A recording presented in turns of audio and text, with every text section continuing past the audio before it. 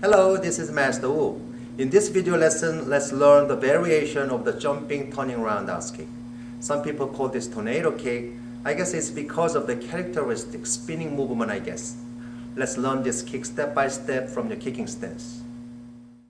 Alright, here from your kicking stance, your kick begins with a rotation of your upper body. But you must be careful, try not to pick this leg up too early. If you do so, you will create a big, wide, and circular movements, then you may not be able to make this kick right. What you can do, turn your upper body until your shoulder almost pointing straight at your opponent, then pick this leg up. When you pick this leg up, it's gonna be in a circular way, just like you're playing hacky sack, rather than bring it up like this.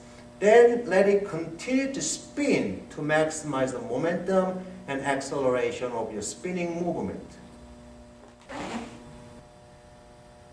As important as the spinning foot, the responsibility of this leg planted on the ground is very important as well. Depends on how you push the ground, whether you push it forward, upward, or backward.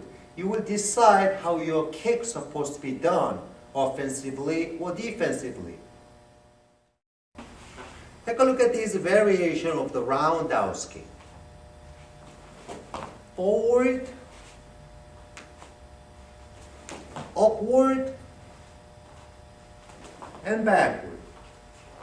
Same principle applied in here in your tornado kick. After you turn, push it forward for offensive, or push it upward for defensive, or push it further back for another defensive.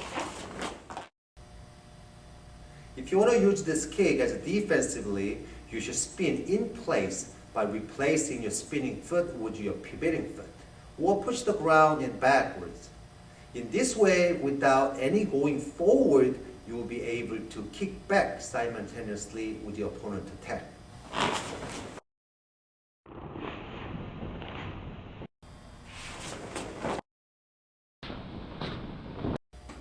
And here, after you've done your kick may all the way follow through rather than try to recover it, because it's quite difficult to stop the momentum of your spin. But if you miss your kick, you are still able to continuously make your movements as a combination, followed by back kick or hook kick can be a good example. And now, if you want to use this kick as offensively, when you spin, rather than spin in place, this time push it forward with the leg planted on the ground to your kicking distance, according to the distance between you and your partner.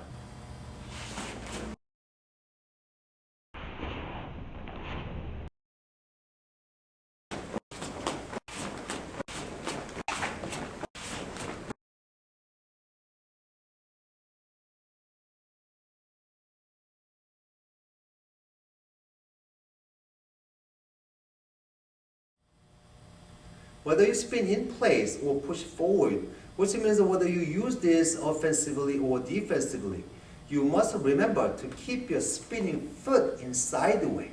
By doing this, you will have a complete kicking position in the air. Of course, this is just one of the many variations of the turning roundhouse kick.